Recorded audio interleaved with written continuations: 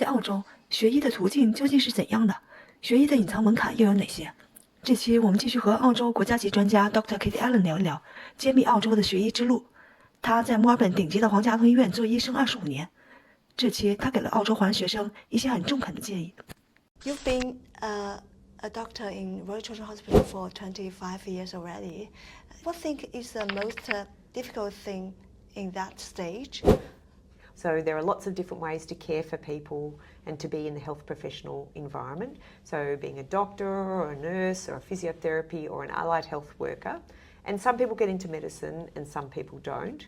So you should always have a plan B. If you care about people and you care about helping people, that might be part of the team as the doctor or part of the team as the nurse. But the other thing I say is when you're younger, you have time to keep trying and keep trying and keep trying. And if you dream about being a doctor and you want to do that, then stick with your dream. And if you work hard and choose the right pathway, then you have a very good chance to get there. And do you have any advice for Chinese students who want to pursue the medicine path? Yes, I think the important thing is speak to your careers officer at your school about choosing subjects that are firstly good for you.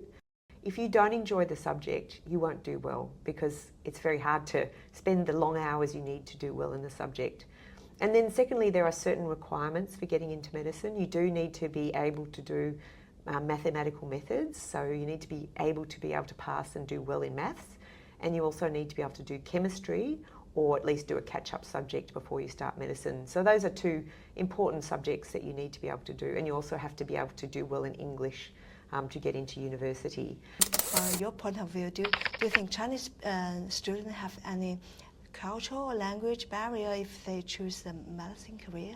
Well, I think in Australia we have a very large Chinese population, and it's important that we have doctors from all multicultural backgrounds to be able to serve the multicultural community that is the wonderful melting pot of Australia. But I do think it's really important when you're wanting to try to get into medicine that it's not just all about study.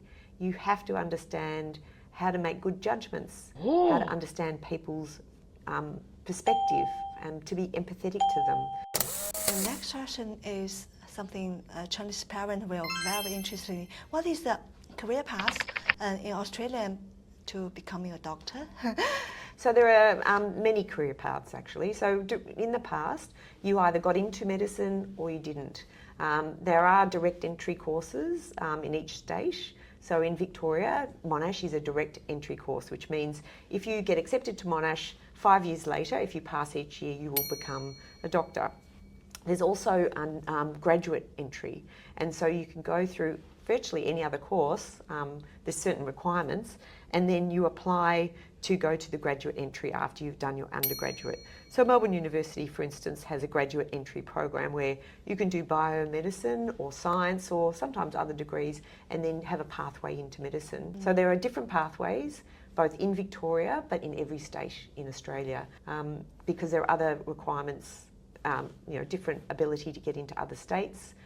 So there's different universities across Australia that will take students from other states and give you increased options and increased choice to get into medicine if that's your dream job. And it can be hard when you're a secondary student thinking about living away from home. And I know as a parent, it's very hard thinking, oh, my child might be living in a different state or even a different country to study. But on the other hand, there's lots of wonderful experiences of being at university in a different state that help you round out your experiences, which then help you to be a better doctor as well. Yeah.